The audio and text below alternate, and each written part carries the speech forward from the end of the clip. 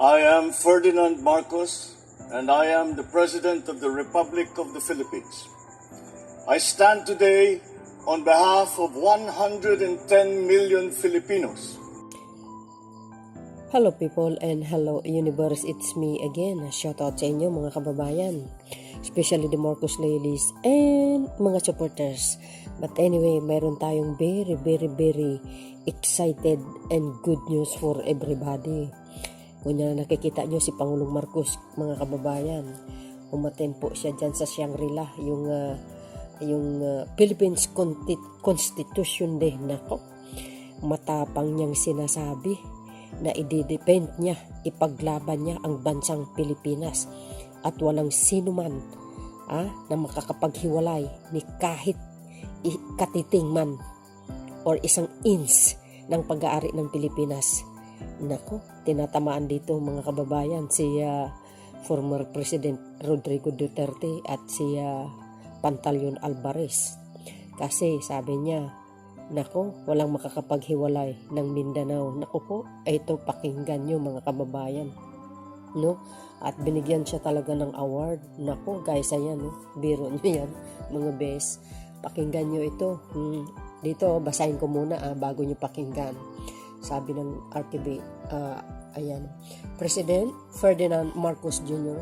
honors the supreme law of the land as he joined the nation in commemorating Philippines Constitution Day during a program at the Makati Shangri-La, Manila on February 8. Sabi dito, dubbed as a Constitution Day ang bagong Pilipinas, the commemoration is attended by members of the Philippines Constitution Association, PhilConsaya, Manila Overseas Press Club, MOPZ, House Representative Diplomatic Corps, and other government official. Nako, daming umatin dyan guys, ang mga retired Chief Justice. Founded in 26 September 1961, the PhilConsa is a non-state and non-partisan organization committed to defend, preserve, and protect the Constitution, while the MOPC is the oldest press club in the Philippines, founded in 1945. Agay, grabe pala yan. The Philippines has had 6 constitutions since the proclamation of Independence Day on June 12, 1898. Oh, naku, tagal nito guys, Ay, nako. For every adoption of a new constitution, a corresponding proclamation was issued to celebrate the date that its charter came in full force and effect. Pakinggan niyo ito guys, talaga na. There is no constitution. There is no covenant by people and among people that is perfect, errorless, hence timeless and changes. We see a lot of pushing and pulling between and among different sectors of our society on issues that sow the seeds of political turmoil and may drag us to an unwanted constitutional crisis.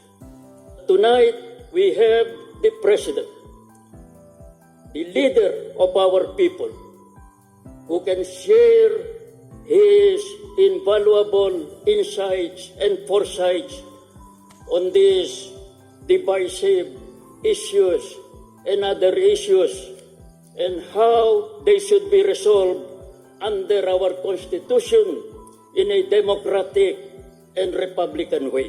The commemoration of the Constitution Day this year comes at with such propitious timing. Certainly, it is known to everyone here that constitutional issues have recently been brought to the fore, which bear tremendous impact on our national consciousness. I will not stand idly by, but rather will proactively confront these issues head-on. For it is my sworn duty as elected president to preserve and defend the Constitution, and also to ensure that laws, especially the fundamental law of the land, are faithfully executed. Moreover, as Commander-in-Chief of the Armed Forces and having control and supervision over our police forces, I bear the paramount mandates of maintaining peace and order in our land and in preserving our national territory and security. But these heavy responsibilities are not mine alone. The other great branches derive their authority and mandate from the Constitution, of which the judiciary stands as a final bulwark. Our armed forces and police are equally under oath to defend our republic and our constitutional order. As citizens, we all have sworn to defend our country and its most cherished ideas.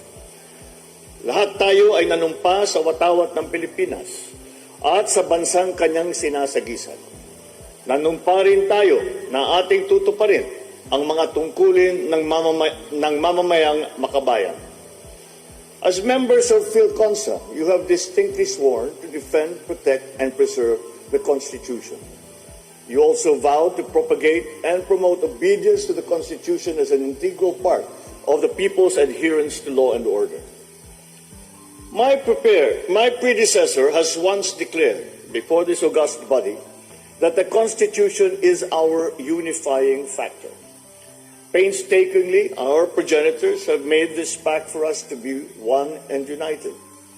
Once we start to destroy the Constitution, there will be a breakage in our society. So it must be. So we must also honor our word. Let us not betray the sacred oath that we have made.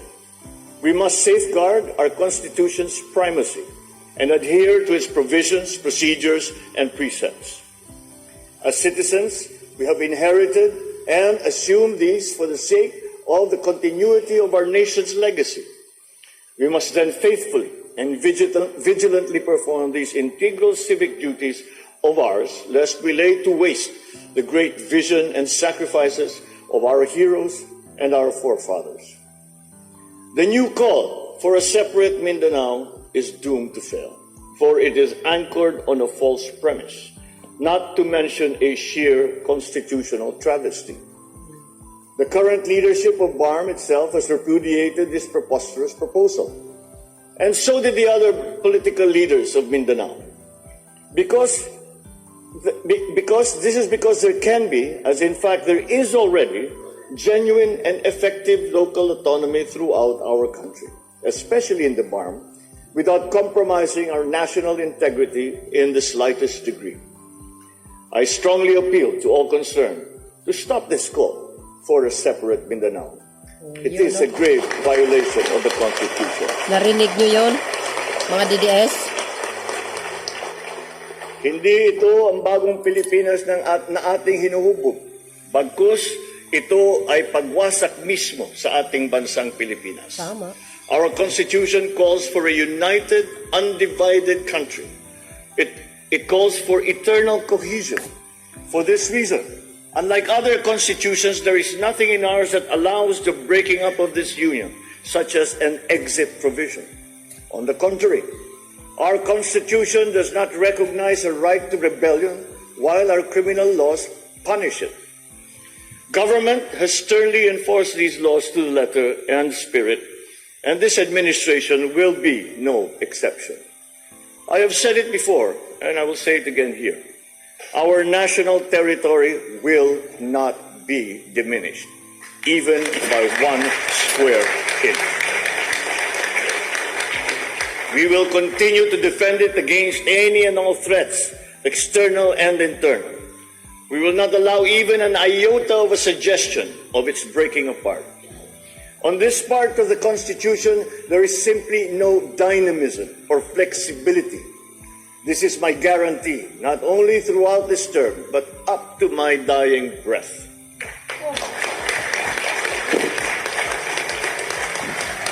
Allah.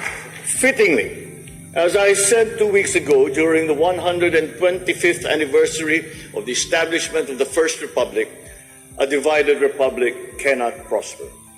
It was unity that made us rise from our pandemic challenges, and under the banner of the rule of law and supremacy of our Constitution, our unity, both of our people and of our territorial domain, will continue to fuel our ascent and the further pursuit of our collective goals and aspirations as a nation. We must then galvanize our people and rally them to preserve the Republic and everything that our flag symbolizes, its 3 stars and its sun. Huwag natin talikuran ang ating panata. Huwag natin payagang mabaliwala ang lahat ng mga pinaglaban ng ating mga ninuno't mga bayani.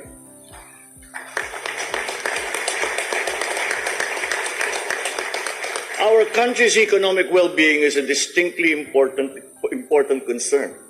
Many sectors of society, particularly business, have pointed to certain economic provisions in the Constitution that inhibit our growth momentum.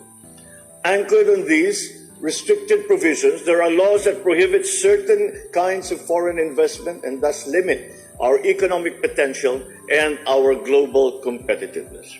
That is why, since the 8th Congress, there have been no less than 300 measures filed in the House of Representatives calling for the amendment of these economic provisions of our Constitution.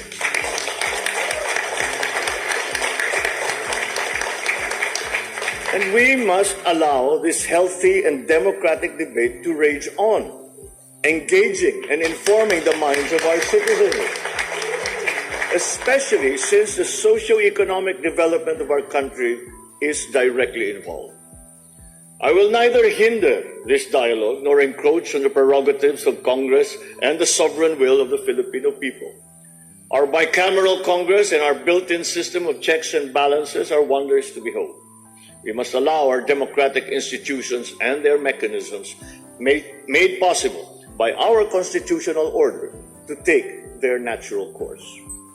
I want to make it clear, this administration's position in introducing reforms to our Constitution extend to economic matters alone, or those strategically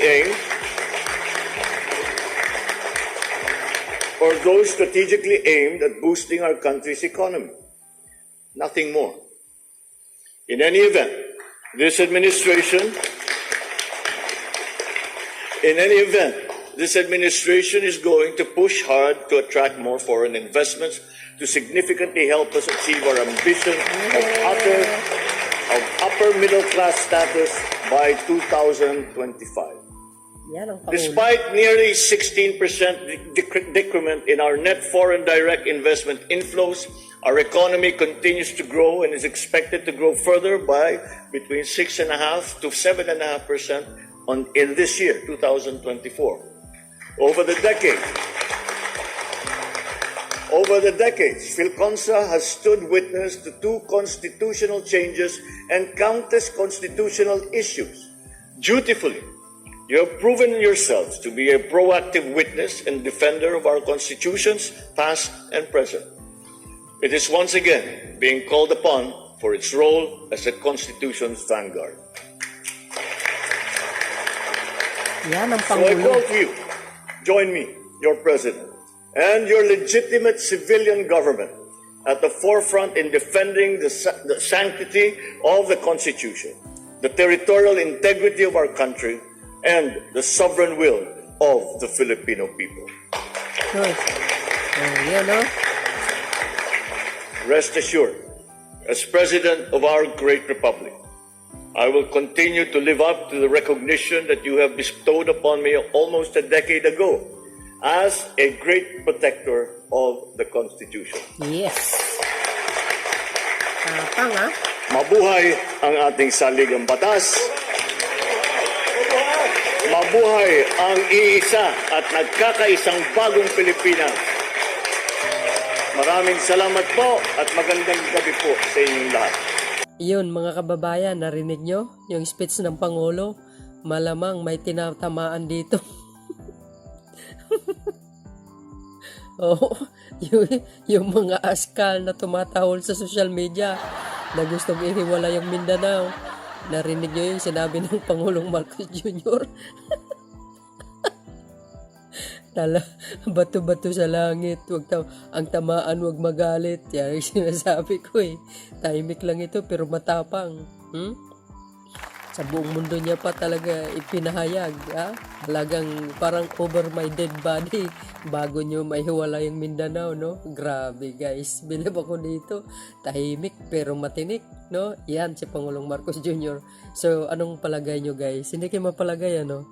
Siyempre, natutuwa tayo. Bilang presidente ng Pilipinas, sabi niya, karapatan niya protektahan ang soberenya ng bansang ito. Tama nga naman. So, yun mga kababayan. Ako'y saludo dito sa Pangulo na ito. Talagang hindi, talagang ipaglalaban niya yan.